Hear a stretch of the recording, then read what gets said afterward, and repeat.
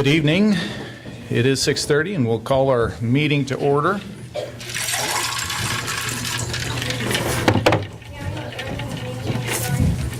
Welcome to the regularly scheduled board meeting of the Pasco School Board of Directors.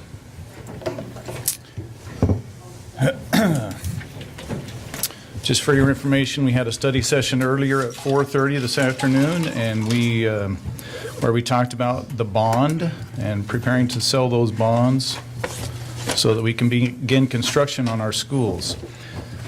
So we'll begin tonight with a flag salute. We welcome Principal Serrano and Longfellow students. Board President Christiansen, Superintendent Whitney, and members of the board. Good evening. I am Claudia Serrano. I am the principal at Longfellow Elementary. It is my distinct pleasure to be here along with my assistant principal, Erin Kerr, to introduce you to our Longfellow students. These students were selected to represent our community of learners because they have demonstrated drive, determination, respect, integrity, value, and engaging safely. Sydney Hernandez, come on down. Marisol Peralta, 5th grade student. Alexa Rios Cárdenas, Rafael Espinosa Garcia, and Jorge Baeza.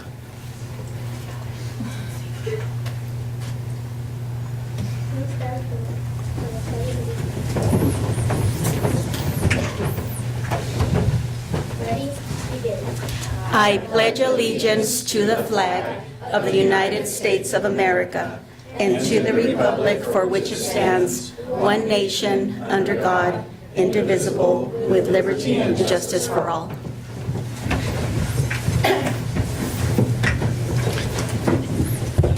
Oh, one more thing. Although school board appreciation was last month, we also want to take a moment to thank you for your service to our... No? We want you guys to stay up there for just a minute. Okay. Sorry. Okay, go ahead. Oh, We'll get to them in just a minute.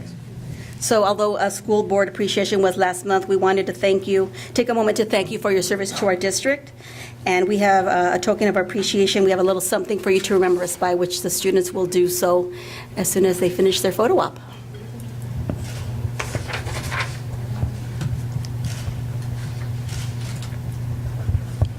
So thank you, Mr. Arnold. Before you guys sit down, so we want you to recognize these 3 young ladies that came and gave you those slips of paper and that pen. These are our student board representatives.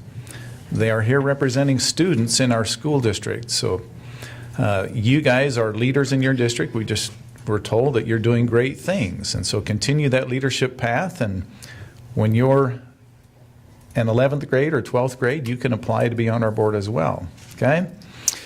Now, before... you have parents here. You have somebody who's here with you tonight, correct? Would you like to introduce them and tell us who they are and have them stand up so we can recognize them?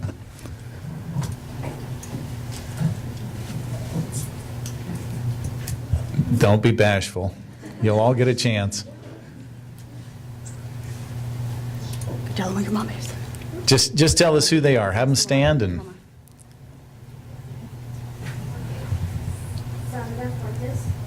Your mother? All right. And your brother's with her, correct? Yeah. All right. Thank you. Next. Marisol's mom is at home. So Okay. next we have Alexa. Alexa? Do you have family here tonight? No.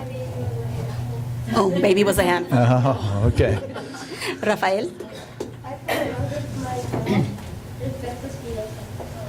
Welcome. Thank you. Jorge, who are you here with? Talk to them. Okay. Your uncle and your grandma. Thank you for coming. So thank you, students. We appreciate your work and parents that support them. yes. Now you can give them the gifts. Thank you.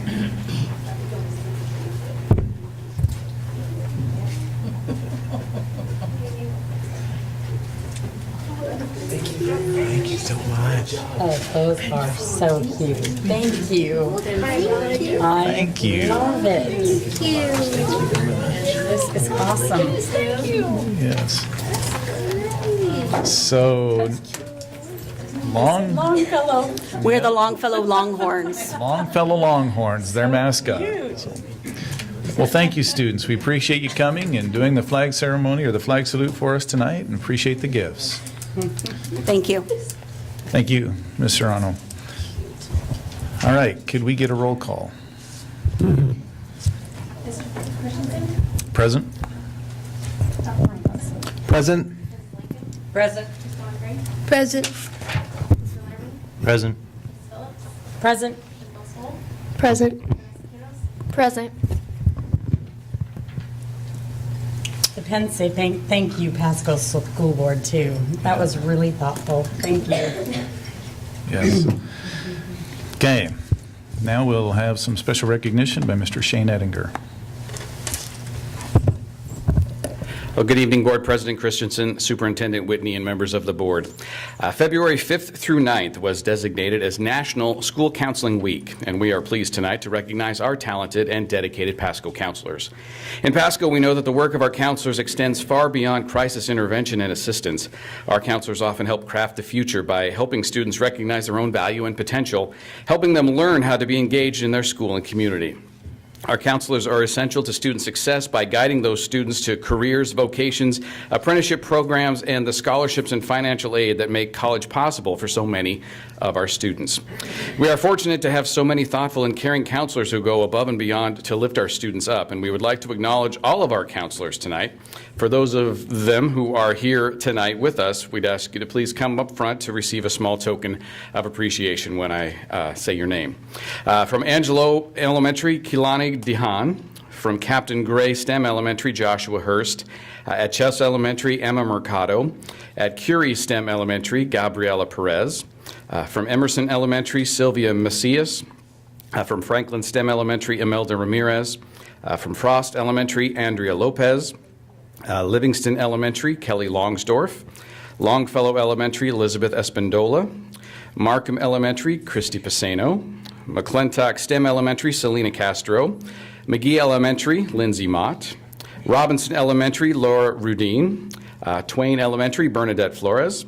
Whittier Elementary, Carmen Gonzalez. At McLaughlin Middle School, we have 3 counselors, Tim Haugen, Sarah Overturf, and Diana Partita. At Ochoa Middle School, 2 counselors, David Almaguer and Claudia Cerna Stevenson. At Stevens Middle School, 2 counselors, Azalea Norwood and Tino Riojas. And at Chiawana High School, we have 8 counselors, Tina Barrera, Norma Espandola, Mary Gutierrez, Gina Florhinant, Domingo Gonzalez, Brian Thomas, Connie Wallace, and Andre Wren. At New Horizons High School, 2 counselors, Erica Smith and Amelia Jason.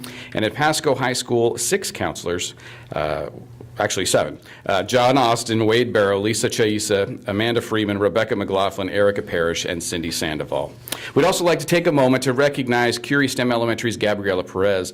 She was honored last week by Lutheran Community Services Northwest as their Community Partner of the Month. So we'd like to say a big thank you to each of our school counselors for the care that you extend every day to help Pasco students succeed. Thank you.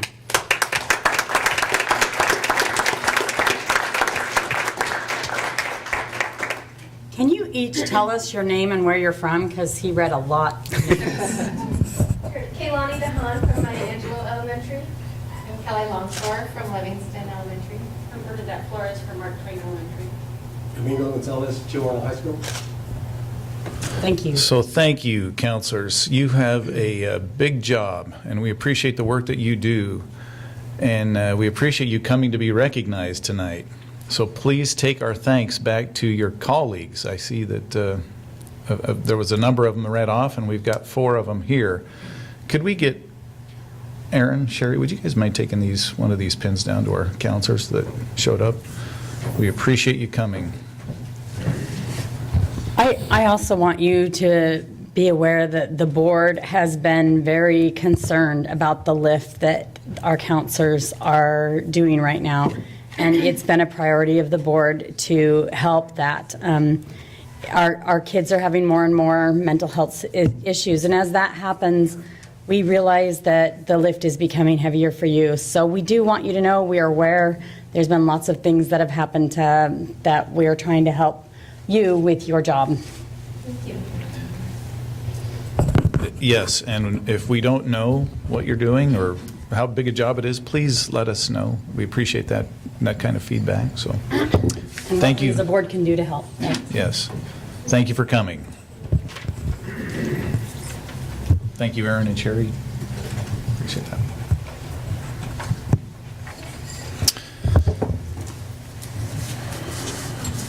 All right, moving on to agenda item 5, approval of meeting minutes from our last meeting. Do I have a motion? Mr. President, I move to approve the meeting minutes of January 23rd, 2018. Second? It's been motioned and seconded. Could we, let's just do this with a voice vote. All in favor, please say aye. Aye. Aye. Any nays? Thank you.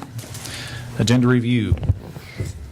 Tonight, I did want to call the board's attention. We are striking one item from the consent agenda, item 11I, out-of-state student travel, Stevens Middle School 4.0 student trip. We will bring that back at a later date, but we are striking it this evening. We are also requesting an executive session for two purposes tonight. One is under our CW 4231-101G for personnel and 1I for litigation. Thank you. Now we have agenda item number 7, audience comments. Anybody who wants to share anything you have with the board, this is your chance to come and do that. We will give you, normally it's 2 minutes, but we might be generous and give you 3 tonight if you need that. Okay, good. Good evening, Board President Christiansen, Superintendent Whitney, and members of the board. My name is Alma Duran, and I'm Director of Special Programs. I'm here to introduce to you our Vice President of the Parent Advisory Committee, Margarita Ramos, who is here to share some important information with you.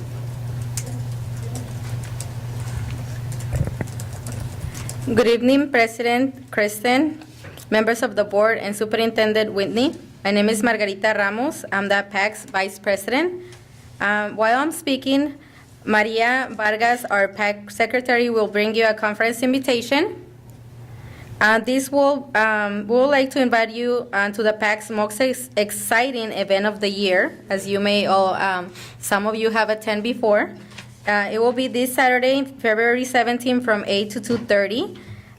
We will use the VS Student Mall on 14th Avenue for the entrance. There will be parent sessions that will be provided by PASCO staff and community partners. Some of the topics will include the following: mathematics and Washington State testing, bilingual education, ready for kindergarten, important steps to take to obtain a college education, adverse childhood experience, positive behavioral interventions and support, parents are the first teachers, internet safety, ethics in the home, one of the keys for success. We'll have a community resource fair during breakfast in the morning. Our keynote speaker is Dr. Eric Johnson. He will speak about the importance and benefits of being bilingual. And we also have district teachers who will provide activities for students ages 4 years old through 5th grade. We also have volunteer ambassadors from Columbia Basin College, as well as district staff that will provide leadership activities for the middle and high school students. Here with me tonight are some of my fellow committee members. Ladies, can you please stand up? And we hope to see you all there on Saturday. You guys are all invited, and if no, well, hopefully some of you, I'll see you, nice faces right there. I'll be there. Thank you, Mrs. Ramos.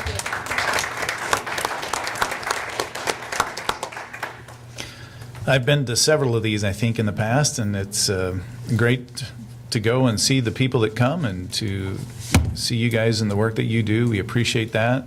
We have many bilingual students in our community, and I think this is a great opportunity for us to reach out to their parents and get them involved. So thank you for your work there. Thank you. Thank you.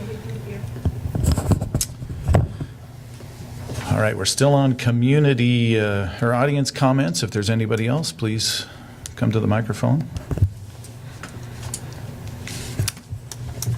Last call for community comments. All right, thank you. Moving on to agenda item number 8, communications. Mr. Lehrman, do you want to start tonight? Sure. Last Thursday, had the honor to attend the graduation, the winter graduation at New Horizons High School for those students that finished up their requirements. Great ceremony, and there was 7 or 8 graduates, I believe, pretty high number. And so thank you to New Horizons for inviting us to that event, and congratulations to the recent graduates. Yes, I just want to also congratulate the New Horizon graduates. It was a nice program. Recently, I went to Olympia and met with Senator Schessler and other representatives while I was in Seattle for a work trip, and really just to thank them for their support of education and PASCO, and was kind of my first experience there, and so I appreciate that opportunity. I also attended a winter session of Ready for Kindergarten, and it's the second session I've been to, and some people ask me, why do you go to that? You have 6 kids and you're a pediatrician, but I go and I'm inspired, and I know the developmental milestones, but I just love connecting with members of our community, other parents, and being inspired to be a better father. And they provide tools and resources that I think are fantastic. They're available in English and Spanish, and there's still, I believe, 1 or 2 more sessions for this winter session, and then there'll be other sessions in the spring again. Finally, the Pasco High School 10th Avenue Singers has an event February 22nd and 23rd, Songs in the Key of Love. I guess a little post-Valentine's Day performance, and I'm planning on attending that Friday night. It's at 7 p.m., and I'm going to be there a little bit early at 6:30 if anyone wants to come and share ideas or feedback or concerns. I'm happy to meet in person with them there if that is a time that's convenient for you, and you can come and stay for the performance.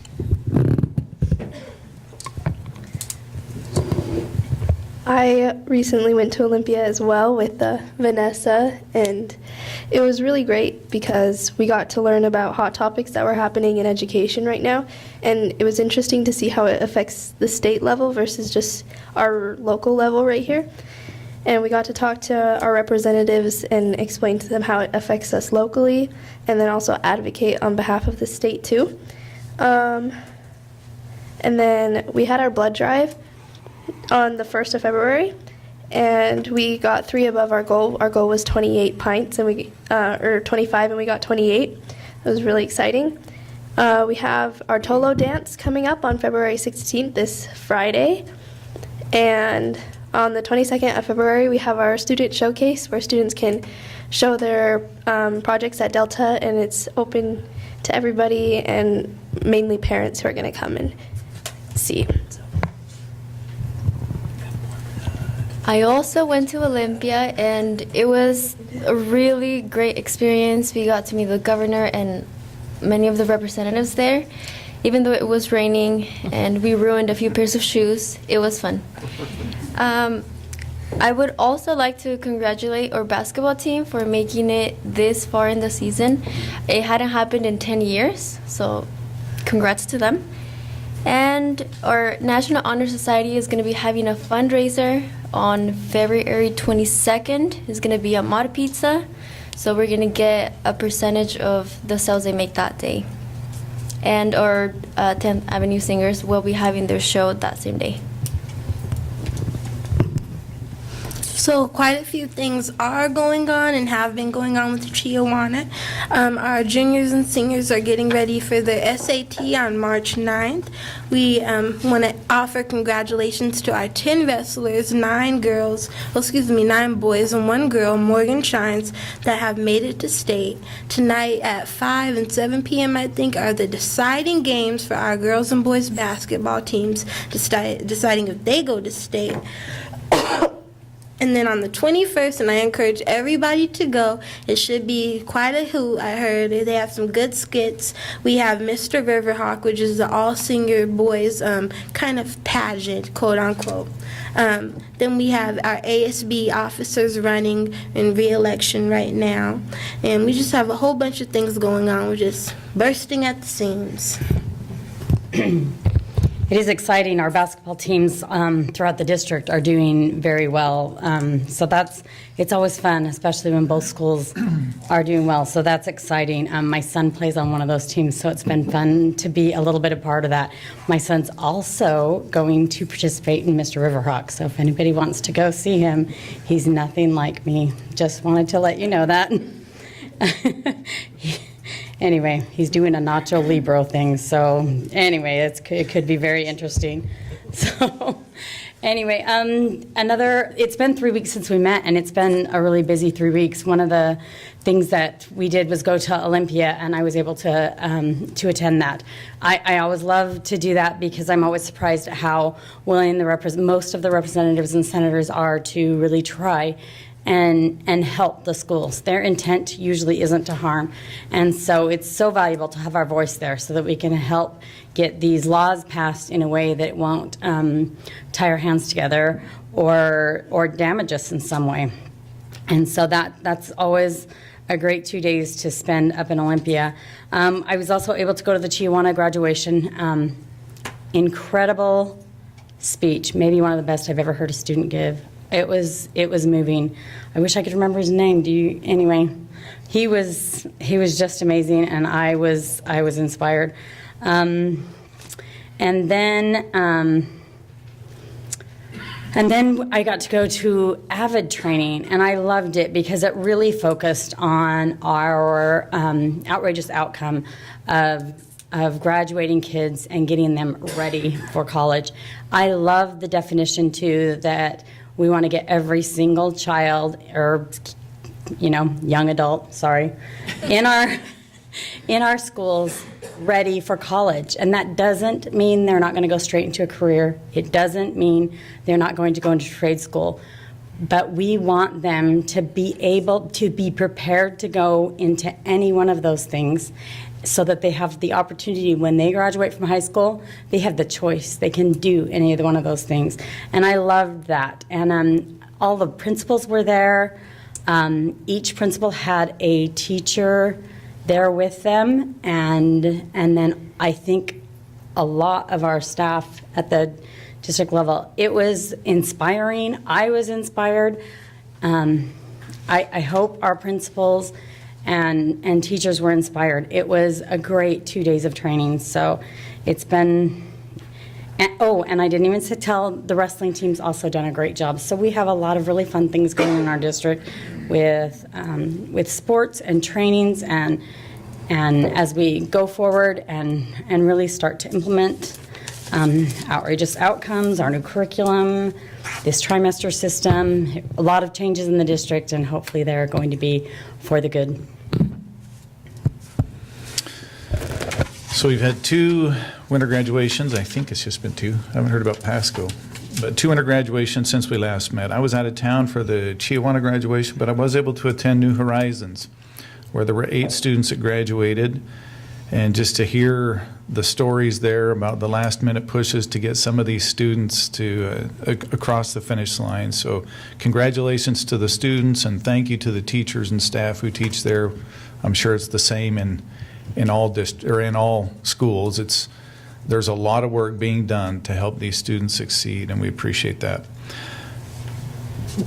Saturday evening, I attended the Pasco Education Foundation annual dinner, and had another commitment that night, so I wasn't able to stay and hear all of the student speeches, but another great cause for our community. There's lots of money given in scholarships to students, and so I would encourage you, as you have an opportunity, to attend that and to support that organization.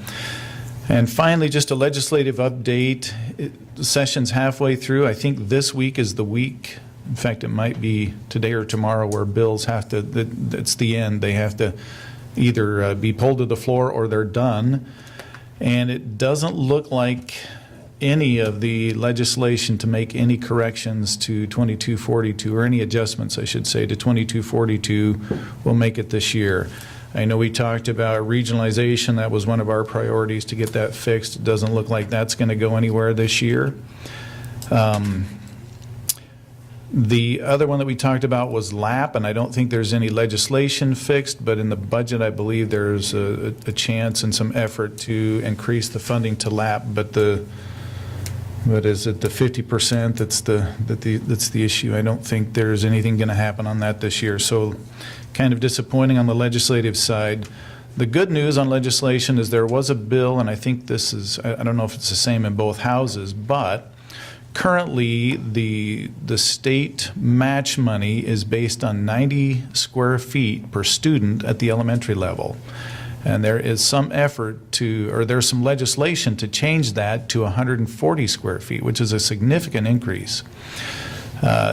However, that takes place over 10 years, so it's not immediate, but that would definitely help our district.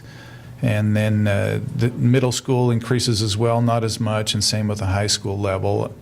So there's two factors. That's the one, square footage per student. The other one is the cost of construction, and this legislation will also tie the cost of construction to an index, so rather than just being locked in at a number, which will be another good help to districts like ours who are growing and need to build schools. So that's all I have.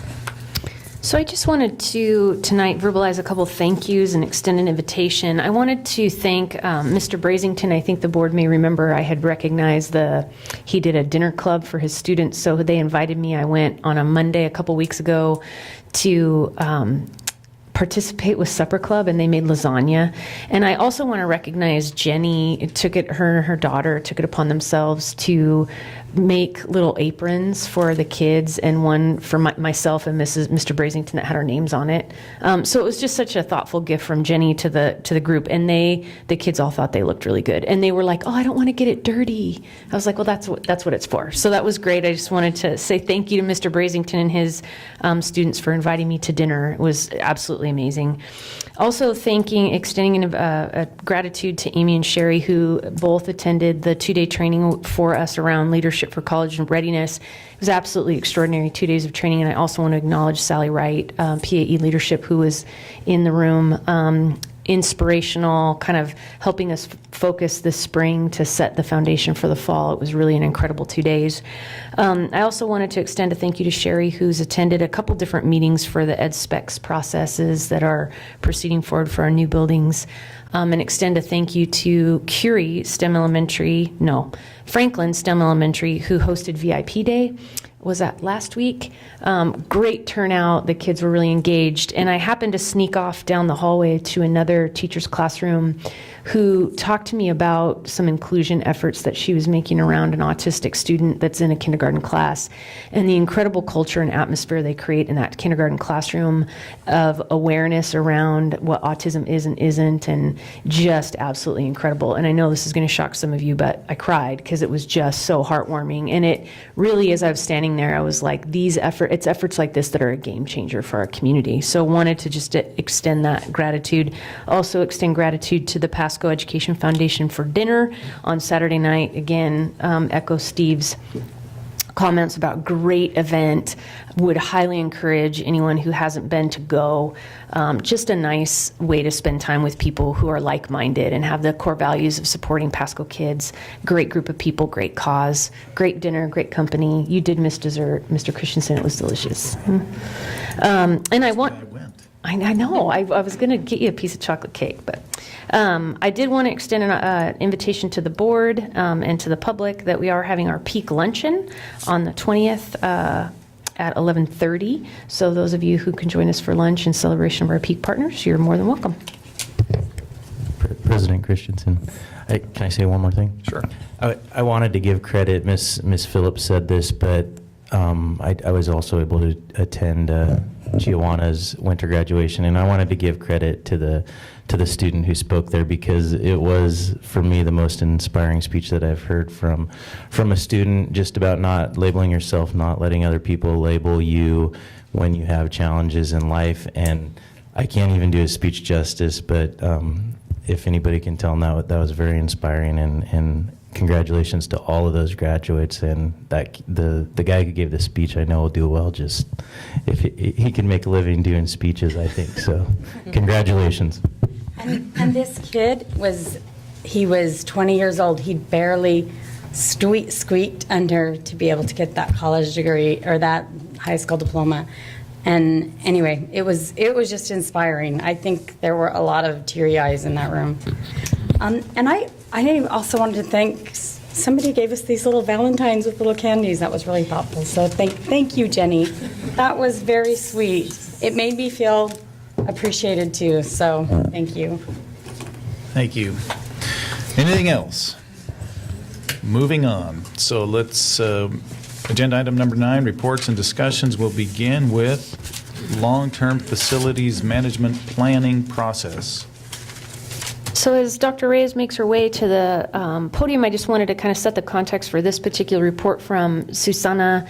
This is really a culmination of 2 community builders meetings where the district's effort was around collecting feedback from the community builder participants that would help design what our process would look like moving forward. So this work is really critical for that group in terms of having their voice be heard around what has worked well in the past in our process and what we needed to refine. So Dr. Reyes will give you an update. Thank you. Good evening. President Christiansen, members of the board, and Superintendent Whitney.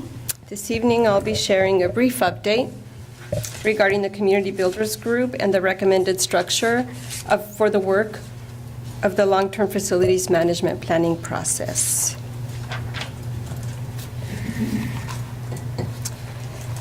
This is the second in a series of reports or study sessions related to this effort. Upcoming meetings include 2 study sessions, one on the capital facilities plan and one on school capacity, framework and data, and then a request for action on the capital facilities plan scheduled for March. The board has established operational expectations related to facilities with the goal of improving learning and achievement by ensuring operations, facilities, planning, and resources for a safe and healthy environment conducive for learning and working. We'll move in this direction through the development of a long-term plan that establishes priorities for construction, renovation, and/or replacement of schools and district facilities. The district engaged MGT of America to analyze district facilities and develop a long-term facilities master plan for board consideration. In addition, the Community Builders Group was established to assist with this work. After the February 2017 bond attempt, MGT and the Community Builders Group focused their efforts on developing a bond proposal for board consideration for the November 2017 election. The group has now reconvened to continue its work. The group met in December and January, and initial activities included discussion about ways in which to move forward. The group requested a board liaison, a third-party facilitator, and information about other districts' approaches. In response, Executive Director Randy Nunamaker and I researched a number of districts across the state. We presented this research to the group at the January meeting. One feature of several of the districts was the inclusion of a smaller technical team or advisory committee. The resulting recommended structure includes the addition of this component. This technical work group would meet more frequently and include a variety of stakeholders representing the community of Pasco, and as shown on the slide would include district staff, community builders group liaison, and subject matter experts. The consistent and multiple perspectives provided by the diverse expertise of the technical group representatives will be helpful and will allow for more frequent and regular review of information and data. The group would then prepare analysis, reports, or draft proposals for the Community Builders Group to review and consider, and further inform recommendations for the board. We intend to move forward with this structure, and I will work with district staff and local community members to establish the smaller technical working group. And I am also in contact with the potential third-party facilitator and anticipate the next Community Builders Group meeting to take place in March. The report was very brief. Thank you. Thank you, Dr. Reyes. Any questions from the board? I just had a quick question for you.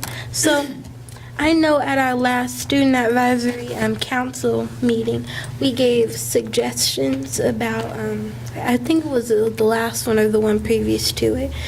We gave suggestions about things that we felt that students could make the new buildings better for us in our learning. I just wanted to see where was that? Have any of those suggestions been taken into mind? Or just wanted a little update as far as that goes. Thank you for the question. I will defer to Superintendent Whitney. So, Christiana, those suggestions that you gave to me will be given to the Community Builders Group as that process starts this spring, and also integrated into our ed specifications process. So this spring, there'll be a lot of different groups meeting, and that feedback will be integrated into those processes. Yeah. Yeah, there was some great feedback. Oh, there was fantastic feedback. They are going to take that into account. And I look forward to receiving it. Thank you. So can someone clarify the difference, just so everyone's clear, on this capital facilities plan that's on the February, you had one slide about it, February 27th, which with the March 13th, I believe, approval, and the long-range facilities plan that we've talked about, a 10 to 20-year plan. Can someone just talk about that difference so everyone's clear what we're talking about? Want me to? The Community Builders Group was enlisted to support and assist in the development of the long-term facilities management plan. When MGT of America began their work with the district, the Community Builders Group joined that effort in March of 2017, I believe. When the February bond did not pass, their efforts were refocused to developing a proposal for board consideration for the November 2017 election. So their work, in a way, was paused, and so now we're reconvening to continue the work of the actual long-term facilities management plan. When can we end? So I just wanted to add the other piece to your question. So no. The long-term facilities management plan the end goal or the end result of that work would be a 5, 10, 15, 20-year plan that outlines a variety of different components around our facilities, which would include, the acreage, enrollment projections, financial planning that very much would integrate the feedback of the study session, et cetera. The capital facilities plan that you're talking about, Dr. Richardson, that we'll be talking about in, I believe, the next study session and taking action on in March, is the plan that's in place and approved by the city that allows the district and the city to work together to collect impact fees. So they're two related documents for different purposes. Which we update every 2 years? The capital. So if you look on our facilities webpage, we would have one from 2016. Right.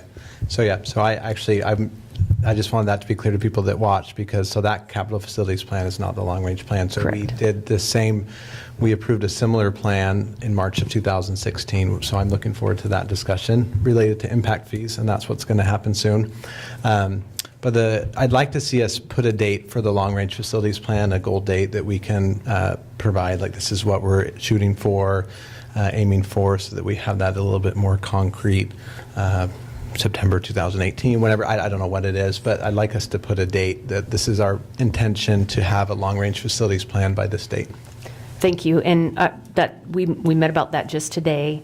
Again, the effort of the Community Builders Group for these last two meetings was really to really kind of dig into their expertise around the process. Now that we're clear about what is going to work well about the process, we can dig into the structure of when do discussions need to be had, when would those come to the board, when our key decisions need to be made. And you're right, we need to schedule that out over time. So we don't know when the long-term facilities plan is going to be available?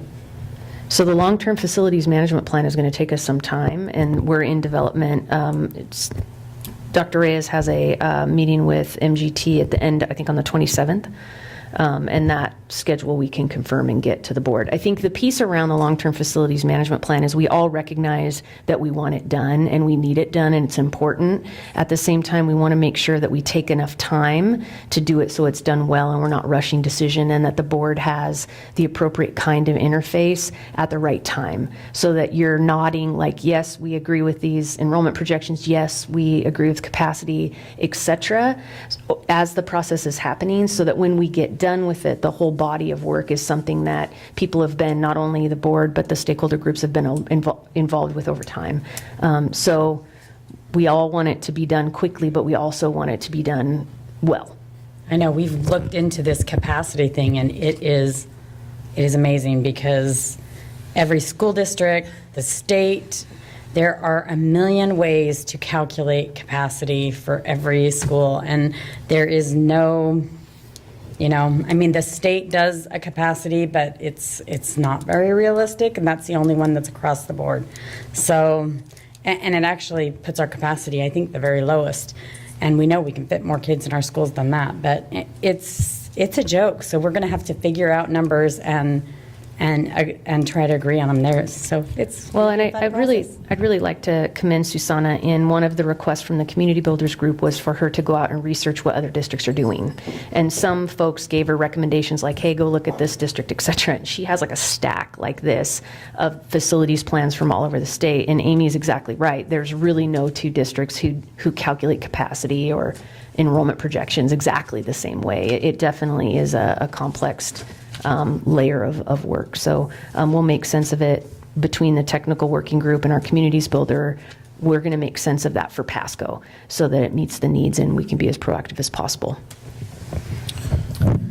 I really just want to emphasize that we are in a fantastic position right now. We had a little bit of a discussion about this in our study session, if anyone wants to go back and look at that. But we've just passed a $99.5 million bond to build more schools, which we desperately need. We all agree we need a long-range facilities plan. No one has questioned the need for that. And we're just really in a great position. The change in the state funding model is going to benefit us immensely. We're going to get more schools, and we have a really great plan to develop this long-range facilities plan with robust input. And so really we couldn't be in a better position. And so I don't know what the timeline is, but I'm looking forward to kind of seeing what the timeline will look like so that we can commit to that and be held to that we're going to get this done. We're going to have a long plan. We're going to get schools built, and we're going to have a plan for the future, an aggressive plan so that our kids get the schools and the space that they deserve. So, Dr. Reyes, a couple of questions here. So it looks like on the 27th, we're going to do our capital facilities plan, school capacity framework. Looking forward to that discussion. And then we'll approve the capital facilities plan primarily for discussion with the city and impact fees. All right. And then, where was it? So going to the slide that has the diagrams on it where we've got PSD community builders, and then we've got technical working group, technical experts. Can you elaborate just a little bit more on this? Are these, so we've got PSD community, I'm guessing that's all of us at large. Community builders is the group that has been there. Are we looking to maintain that group? I know we talked about that initially, but this technical working group is a new component here. The PSD community portion of the graphic represents the voice of the community that is provided to the effort via the Community Builders Group. The technical experts are part of the technical working group, which would include Pasco School District staff, such as capital projects staff, as well as building administrators, perhaps. And it would also include city officials, perhaps a real estate expert, people from the community who could provide some technical expertise or knowledge to inform the work. It would also include a community builder group representative or two, and their work would be to meet more often, delve into the information and data more deeply, provide analysis and/or reports and/or possible draft proposals for the community builders group to consider and further refine to ultimately bring recommendations to the board. Okay. That is the current vision of it, and that's my understanding of what the will of the group was. Okay. I think that sounds good. Yes, I do. We've, so I'm looking forward to seeing how this process works. I know we've had some discussions on this. We need community input. We also need the expertise of educators and those who are working in our facilities. So I'm encouraged and look forward to how this comes together, and hopefully we get a good long-range facilities plan that's serves our needs. So thank you, Dr. Reyes. Any other questions from the board? Any comment from anybody in the community? Now is your chance to let us as a board know what you think. If not, thank you, Dr. Reyes. Thank you. And Dr. Richardson, I apologize for misunderstanding your question earlier. Thank you. So we'll look forward to seeing you next study session. Is that right, Dr. Reyes? Great. Thank you. Okay. I do not have your agenda, so I am. Okay, next up, DataByte, AIPAL. It says Carla Lobos, but it looks like we got Deb Thurston up there. So we're doing a couple of It says Deb Thurston, sorry. That's okay. Not reading the script correctly. It's all right. We're approaching this update slightly differently. So in the past, as a board, we've been in front of you and giving you program updates about particular programs, et cetera. We're trying something a little bit new in that Deb is in front of you tonight to present a couple of key pieces of data in a DataByte, and then at the end, she's going to ask what additional information you'd like to hear, because she'll be back in front of you on the 27th to do an update on her program of the AIPAL program, Pasco School District's AIPAL program. So this is a little bit of a different approach than we've used in the past, so we're kind of excited to try it out. So with that, good evening, President Christiansen, Superintendent Whitney, and members of the board. This evening, I'm pleased to present to you 2 DataBytes specific to the secondary students enrolled in the Internet Pasco Academy of Learning, fondly known as AIPAL. In your next board meeting, I'll update on goals for expansion, program offerings, and more data specific to our elementary. My goal tonight is to lay the foundation. AIPAL began in January of 2012. 13 school year, opening the doors for students of grades 6 through 12. And in 2015-16, we expanded to become a K-12 program. Now I'd like to share with you our enrollment data. This slide is reflective of our enrollment for our first full year, indicated in the green line at the bottom. The blue line is representative of our most current completed year, 2016-17. And the gold line, as you can see, is partial. It represents our enrollment for this year. Our enrollment continues to grow for our program.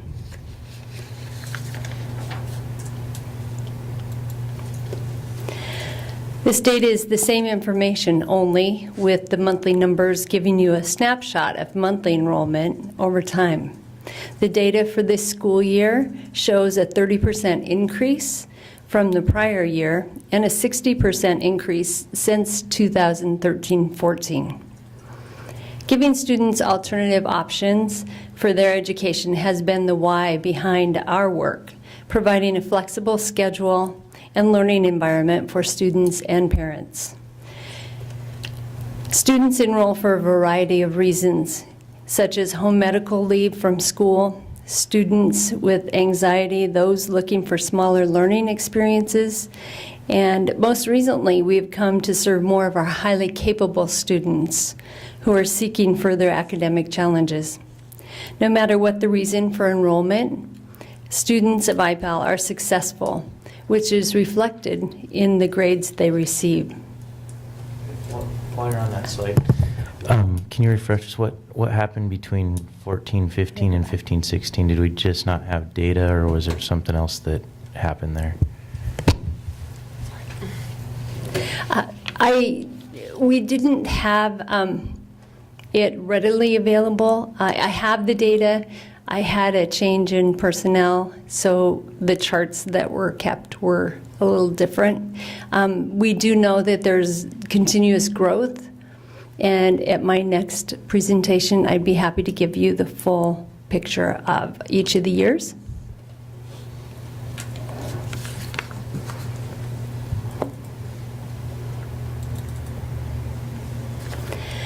This slide shows middle school and high school grades earned using last year's school year data with a comparison to this current year. The pie chart to the left represents completed courses of students that earned the 0.5 credit toward graduation. The total at that point was 278. The current year has shown an improvement in grades achieved in earning A's or a B over this last year, with an 11% increase. We offered summer school for 2 years, and in that short time, the grades that students earned showed an over 50% had received an A. Factors toward our student success include a monthly visit of students' individual learning plans, where interventions can be put in place and parent support plays an integral part.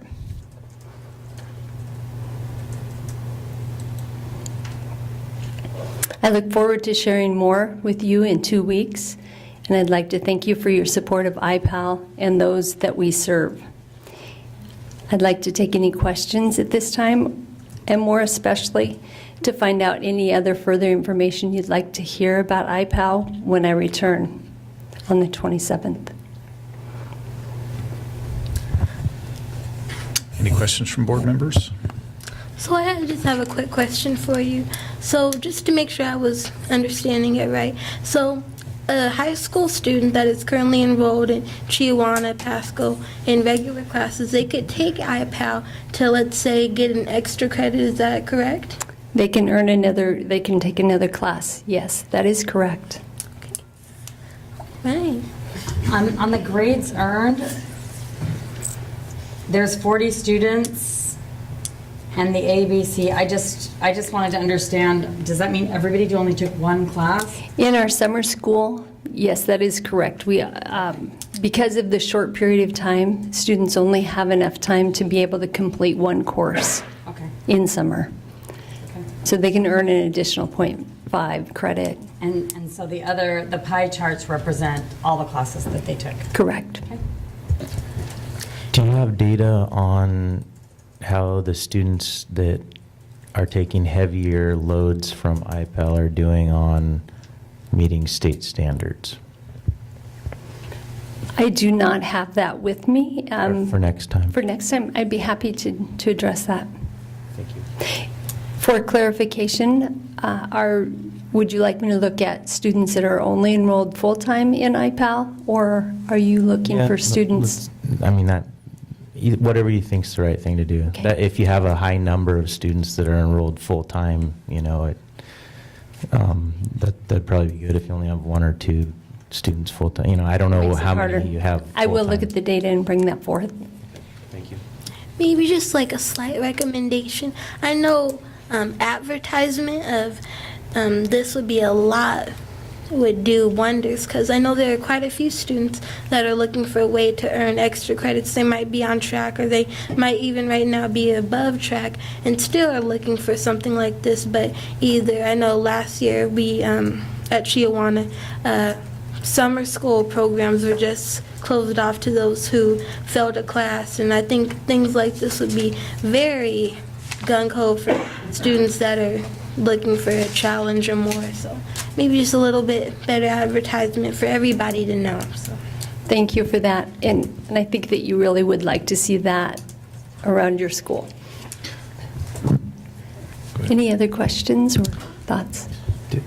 Are you able to bring, I don't know if you have videos or anything like that, or inspirational stories about why the AIPAL program was important for some of your full-time students in achieving stuff that they wouldn't have achieved at the full-time school?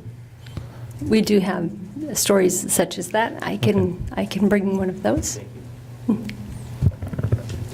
Do counselors refer students who are struggling or credits behind to AIPAL, or does the student decide if they want to do that? That's a great question. Counselors do refer them at the high school level.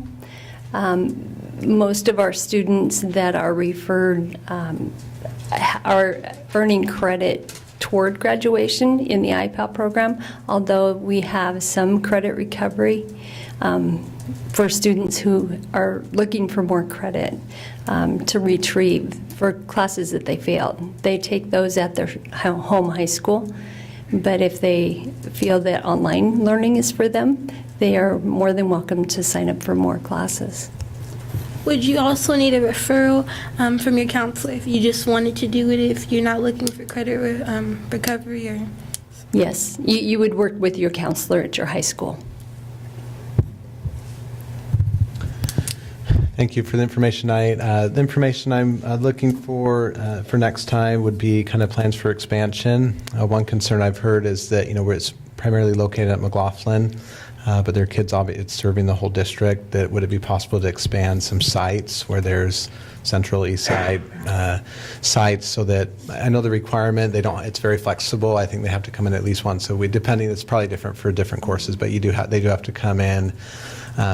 So further sites where they can meet that requirement, and or to also receive extra help, guidance as they're participating. So that would be a question of mine, what those plans are. Obviously, there's an interest, and it's kind of a well-kept, a good secret, right? Because our student board members aren't really as familiar. And do all of our counselors really know, or is it just a couple of counselors that are focused on this? Is everyone aware? And could we handle an influx of, that's another concern, right? If we don't have the space, maybe there would be a concern that some people have where they're focused on students that need the credit retrieval, because we don't have the capacity yet to handle just and advertise it for anyone that wants to come do it. So what are the plans for that?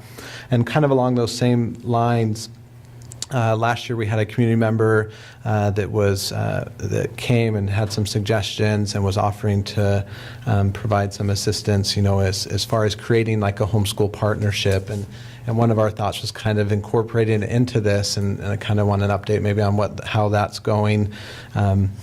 Clearly the opportunity to provide these alternative learning experiences, or ALEs, is something that's desirable. We have community members that in the past have gone to other school districts to get some of these services because we just simply didn't have them available.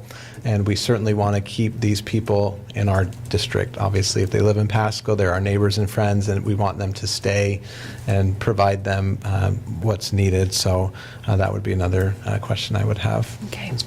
All right. Thank you so much. Thank you, Deb. All right. Now, Ms. Lobo. So just as a reminder, this is the culminating report of a series of 3 that started out focused on the state's accountability framework, or ESSA.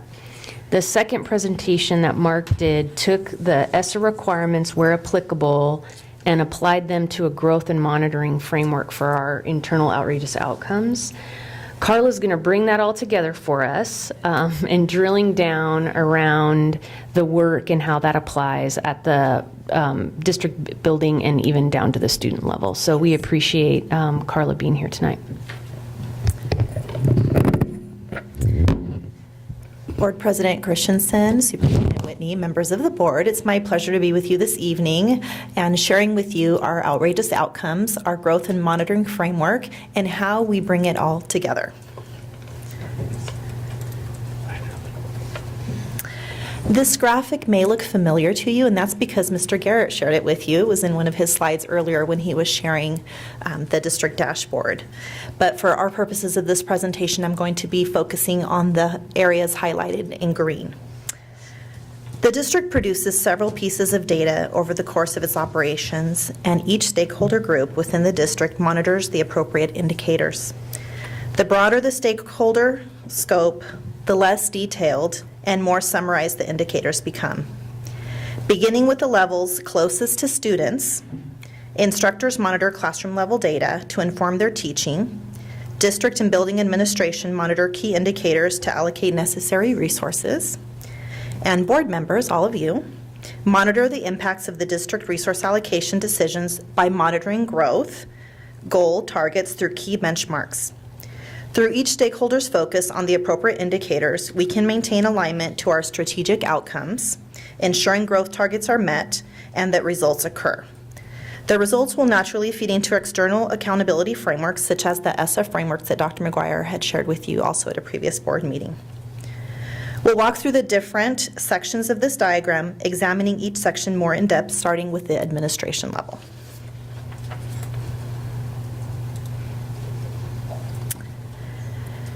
While we know it's important to think big and develop stretch targets if we want to achieve our goals, but we also want to dream big. But if all we do is dream big and write down a long list of audacious aspirations, it's unlikely that we'll take any action on them. Why? Because most of the time, it's unclear what specifically we need to do in order to make those dreams a reality. Therefore, we're going to focus on how to do that by pairing stretch goals with SMART goals.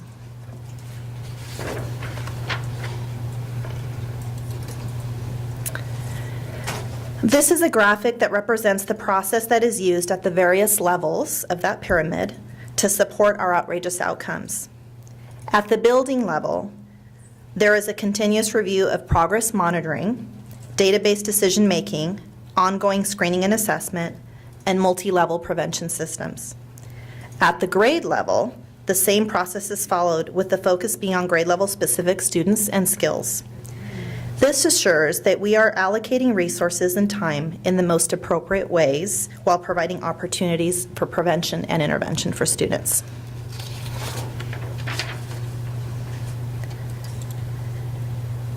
We previously reviewed the cycle that occurs, and this is a graphic that represents each organizational level that engages in this work that is aligned to our outrageous outcomes. And you can see at the beginning with the district and our outrageous outcomes, the building level, which is the school improvement planning that aligns with the ESSA accountability frameworks from the federal government, the grade level, which engages in PLCs and the data at the grade level, all the way down to the student level with student goal setting and data walls.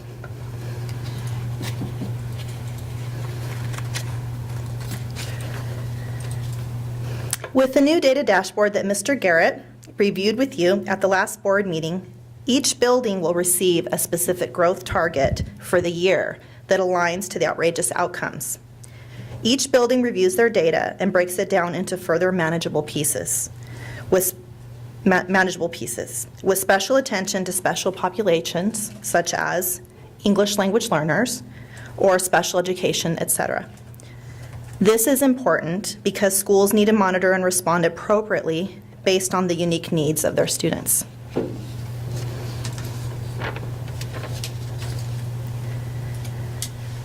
The school improvement process is a building level process that aligns with the state and federal guidelines that require schools to develop school-wide plans. These plans not only support the implementation for our outrageous outcomes, but also for federal accountability.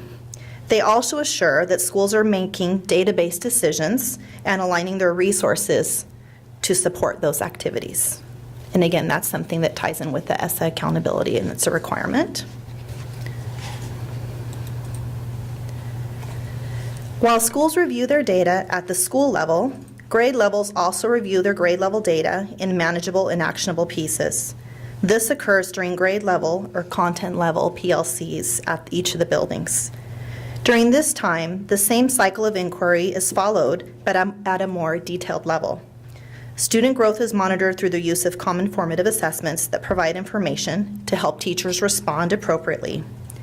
And most of our schools also bring this cycle of goal setting down to the individualized student level through student goal setting and data walls. And these are some examples of that individualized level of student goal setting and data walls, and these are examples from our schools.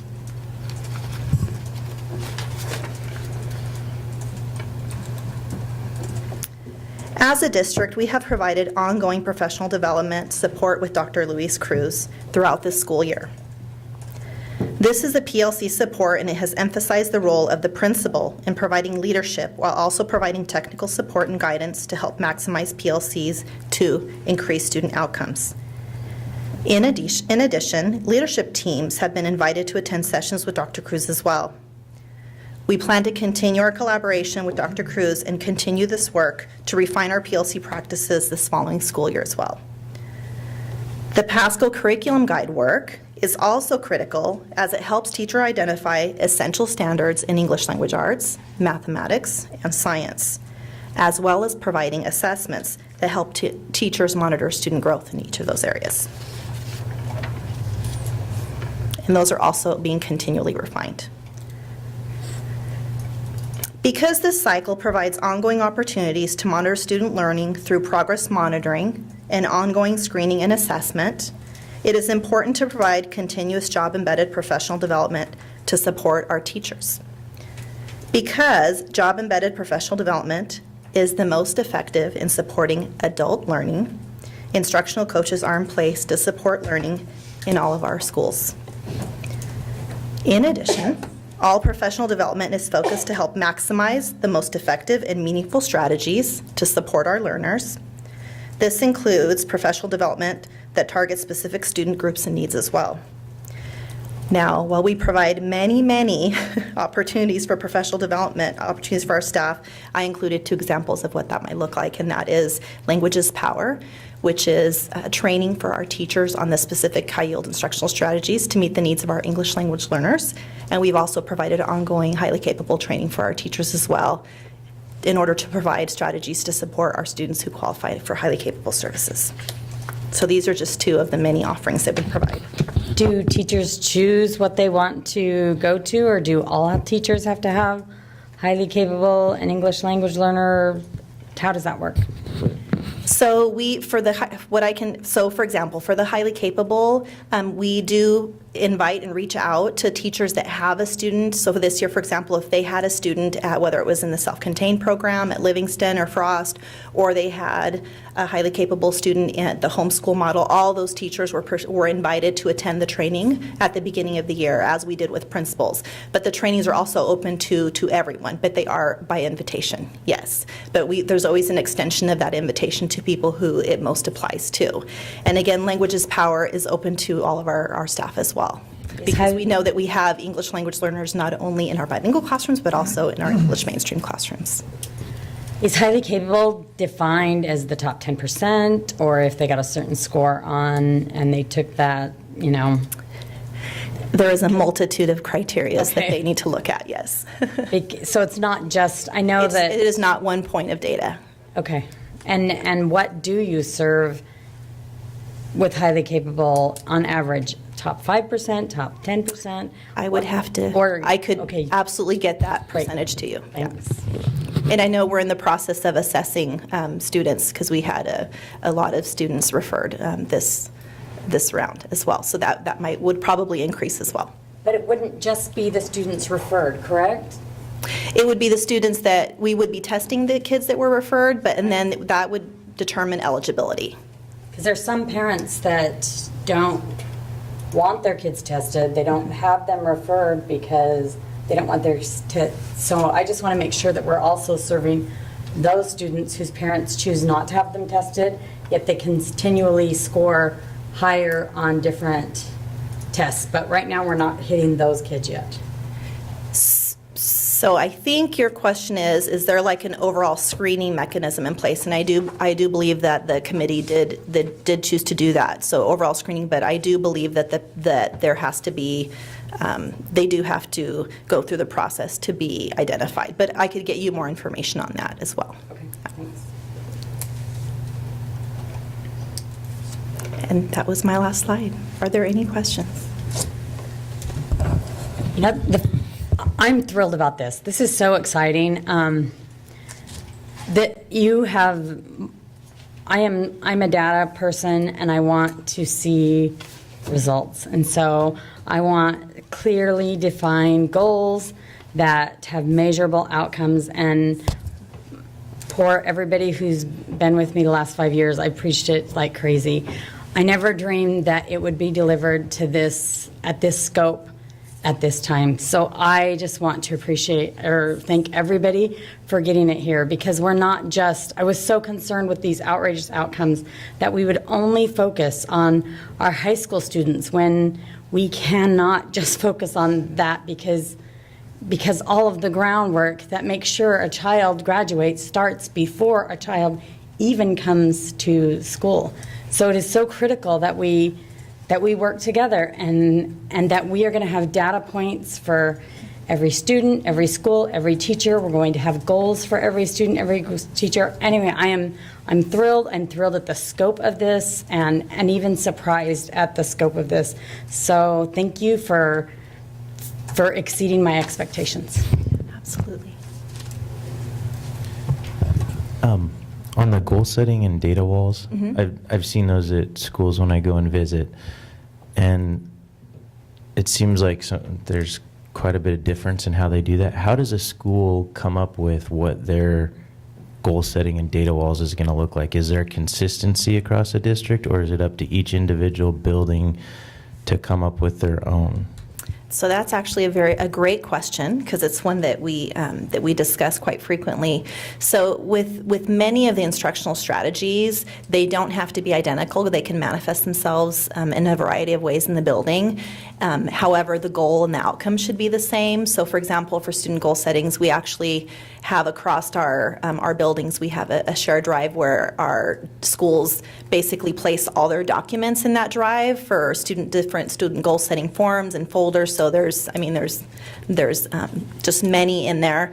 And so then schools and teams will decide which forms or which data they would choose to monitor. And that usually is decided in grade level teams. So it may look a little bit different, but the grade level team is going to decide what they're going to monitor and for how long, depending on, again, the SMART goals that each group may be working on. So it doesn't need to look the same, but the goal and the outcome is what should be the same. So then my question would be, in many processes, there's a best practice, and when you've been doing this over time, you start to see that certain processes or practices are more successful than others. Are we learning at each school what's best, and should we be implementing some kind of consistent goal setting and data walls across the district that we think are best practices? Well, what I can share with you is one of the things that we began to implement this year with our administrators, with our principals, is they're actually coming to their principal meetings. And so, for example, we talked about goal setting, and all the building principals brought what they had and shared what they were doing. So it really provides an administrator PLC. And again, just depending on where they are in terms of those strategies, and student goal setting is one of Hattie's strategies that has a high effect size. And so some schools that may be implementing or a little further along can share with schools that may just be starting with student goal setting. And so we've really developed a principal PLC where they're sharing that journey. So if they're somewhere along that continuum, they can see, okay, I may just be starting here, but they're learning maybe from a colleague or a school who's been implementing for a lot longer. So those are the systems that we put in place, knowing that there needs to be that journey and doing the work so that there's ownership among the staff that is using those goal setting folders, but those conversations need to occur in order for exactly what you're saying to happen. But it's still up to the individual building and principal to decide, and you don't have to answer this, not just food for thought. Should we be implementing more consistent or clear expectations on the process, or is it working that it's different at every school you go to and a principal does the best that they know and the best that they're talking to and the best that they hear from their peers at certain meetings, but can we learn enough from this to implement a consistent process, and does that make sense? It does make sense, and I think that I think the consistency would be in one of the things that is really beneficial about this process, and we actually had principals participate in putting this presentation together for both the elementary, middle, and high school levels, and they were very excited to know that they were going to get a goal. And so I think in the process, surely what that will lend itself to, now that we have a common and consistent goal, if I'm reaching a third grade outrageous outcome and they know what that target is, that will then, looking at that cycle of, okay, so now what does that mean to me at my school in terms of literacy at kinder, first grade, second grade, and monitoring that data. So I think that will help us get to that because the system is now aligned. So we've set kind of an endpoint for consistency. Our endpoint is consistent, but I don't know that we've set a consistent path to get there. And some schools may have a nice process that takes them on a straight line to that path, and those students will benefit. Whereas other buildings, not pointing any fingers or anything, just this happens in lots of organizations, might be bouncing around, and it is a much longer path. So how do we implement the process to get to that endpoint goal that we've set so that it's most efficient across the district? And I don't expect an answer, just food for thought. Sure. When will principals be able to start reporting on how their schools are performing against the goals that they have set? When will that be possible for us to hear? Well, so through the school improvement process and for ESSA and their school-wide plans, those are all things that they need to submit to the state, their federal accountability measures. So my assumption would be once they have this target that whole process would align itself when they develop those plans the following year and as they're gathering that data. So, but most of the schools really begin that process is before even school year starts. So even at the end of the school year, they meet with their leadership teams, they're reviewing their data, so they would align those pieces at that time so that they're ready to go beginning the school year. Then we get the SBAC data over the summer, correct? They actually get it before, yeah. Okay, Yeah. so the beginning. And then the STAR data, so that's ongoing process, and I think that having the benchmarks aligned to the outrageous outcomes will help them do that work and set those targets, because they're not just monitoring based on the state level data, but they're using common formative assessments in their PLCs to look at which are the students that are meeting those targets, which are the students that maybe need some support for intervention, so that it's not, we call that autopsy data, like the state test occurred. How do we catch it before so that we can give that in-time intervention and support to students so they meet those targets before the end of the year? So, Amy, your point's a good one, and one that Mark, Carla, and I, the three of us, Mark, Carla, and I all met about, is our next step after putting this framework together is to identify when in the system on a timeline does it make sense for us to do certain data activities and have that clearly defined and articulated over time so that principals can anticipate don't quote me on this, but in the spring, they're going to get X data, and these are the actions that would happen with those data, so that we would be ready to report in, for example, the fall. So that kind of cycle of inquiry that Carla's talking about, that's our next step, is to define when is the data available, when will it be scrubbed enough to be authentic, when does it make sense? And so the three of us will get together and identify that timeline. And the goal is that it's predictable and it's stable. People can learn that, we get to we do this every year at the principals retreat in June, so that it's just an embedded part of the way that we do business and people learn to anticipate it. So that's our next effort, is to get really clean and clear about when is the right time to ask for that activity, and what are the appropriate activities to be done, like in what stakeholder groups and so forth. So that's the next detail for us to work out. So, which is great. I mean, correct me if I'm wrong, I'm just looking at this process, goals are probably going to be set this springish and then implemented, and then we'll have the data to see how well those goals worked the following spring-ish. So probably for a complete data set, we're over a year out. Is that correct? Probably. Okay. That is, I think that's fantastic. I'm thrilled with that. And The other thing I want to make sure is very clear that we are not afraid of failure. So if I'm a little worried about teachers or principals, like, oh my goodness, my data fell. There's lots of reasons for that. And we are okay with hearing them. And we want to hear them. And we also want to hear, okay, this was just circumstance. We happen to have this many students like this, and this is what caused this, but there was still growth at this level, whatever. But this obviously didn't work. We're going to change up this next year to see how it works. That's what we want to hear is just the process. And if we're so afraid of failure, then we're not going to implement the way that we should. So I hope that that's what the teachers and the principals, let's go for it. Let's do our best and let's try new things and figure out what works best for our kids. Yeah, absolutely. And I think that's why we've invested so much professional development around PLCs, because the whole purpose of the PLC and the value in that is that the team works together to eliminate that fear and looking at how are kids performing. All the kids in the grade level belong to all of us. And so how do we meet the needs of the kids, go back, opportunities for whether it's reteaching or intervention and colleagues learning from each other.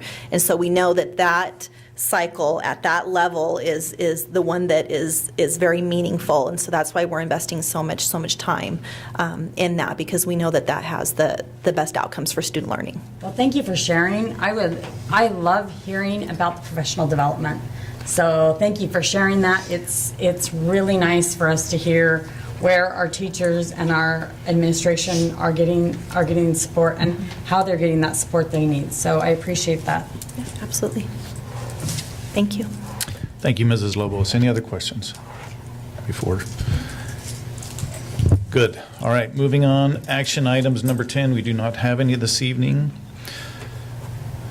Agenda item number 10, consent agenda. Personnel, warrants, Port of Pasco warehouse lease, overnight student travel, McLaughlin FCCLA students to attend the leadership conference competition. Out-of-state overnight student travel, Chiawana High DECA students to attend the DECA International Career Development Leadership Conference. Out-of-state student travel, Chiawana and Pasco High DECA to attend the Sports Business Night. Overnight student travel, Chiawana High DECA students to attend the FCCLA State Leadership Conference. And finally, overnight student travel, Chiawana High DECA students to attend the DECA State Career Development Conference. Final item was struck. That is the consent agenda. Do we have a motion? Mr. President, I move that we approve the consent agenda as amended. I'll second the motion. Motion and a second. Could we get a roll call, please? Yes. Yes. Yes. Yes. Yes. All right. Future agenda items. So on the 27th, we do have a study session, and it's pretty meaty, so I would not be surprised if it goes over the dedicated hour. So I would anticipate it go from 4:30 to 6. We'd still have a half an hour in between, but it's a pretty meaty study session. We also have 3 board reports scheduled. One would be a data bite around our STAR 360 data.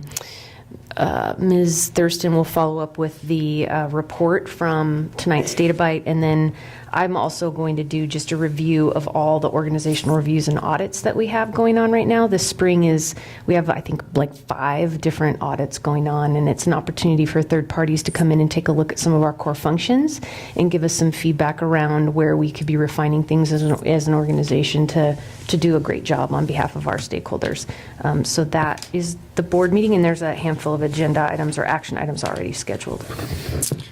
Very good. Thank you. So now we will recess into executive. Sorry, I forgot that part. So yes, we are under RCW 4230-110-1I for personnel, or G for personnel, and I litigation.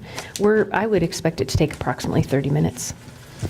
So approximately 30 minutes. So by the time we get out of there, we should have results on our levy tonight. So those who want to stick around and hear us adjourn the meeting and celebrate with us after we get these results, you're welcome to do that. In the meantime, we will adjourn into executive session. No, maybe not adjourn. What do we do? Go back in recess to executive session.